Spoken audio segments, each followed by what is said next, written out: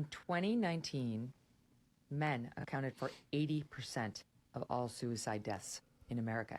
80%. And the studies also show that a majority of American men who die by suicide have no known history of mental health problems because they don't talk about them. It's not that they don't have any mental health problems. They don't talk about them.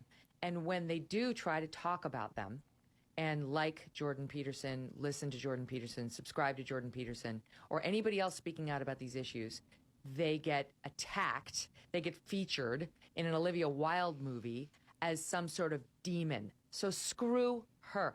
As somebody who was at the inception of the Me Too movement, I think I can say what those of us who were there at the beginning, and by the way, Olivia Wilde, you were not one of them, okay? You were not there. It was about just stopping men from making sexual favors at the office a condition of advancement.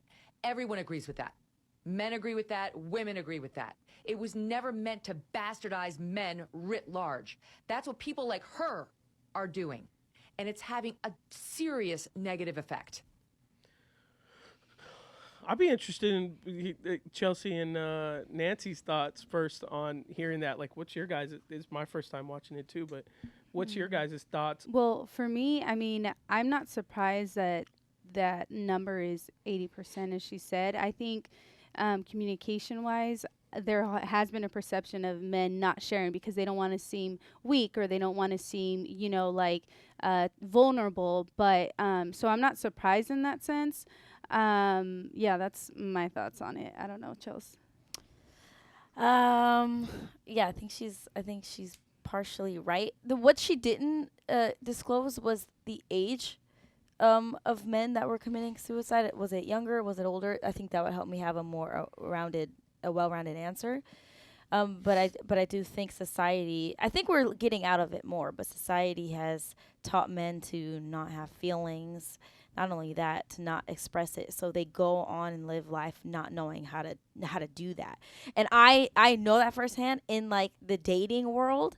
It is like trying to talk to a child. It's like, do you know, how do you feel? Do you know how you feel? And it's genuinely, I think they do, but they don't know how to express it. And I do think society plays a huge role in it. Yeah, and sure. And I think why are you laughing? Go ahead.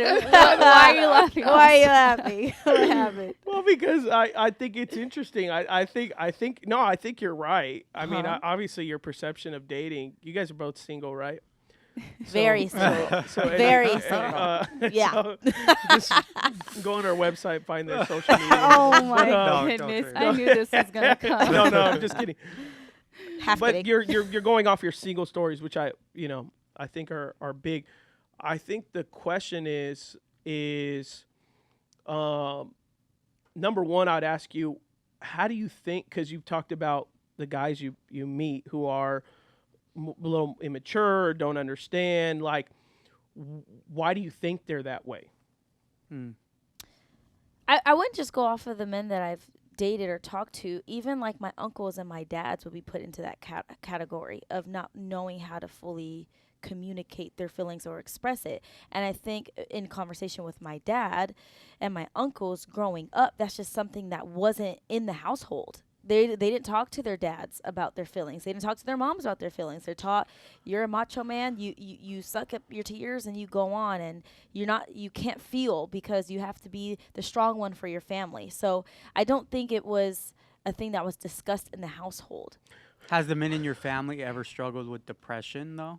Or suicidal thoughts? I the think older men that you're referring to. The older men? Yes, I do think they have. And it's not until they got older that they realized, oh wow, this is depression, or this is what I was feeling. This is anxiety. It wasn't until they got older that then they recognized this is what I was wrestling with. Well, let me ask this, because I feel like the men that you guys would date aren't having an issue expressing their emotions and feelings. They're doing the exact opposite. They're too emotional and they're too embracing in their feelings. Well, that's a good point. Sorry, I didn't mean to interrupt. No, it's okay. Please don't do it again. I got emotional for a second. Sorry.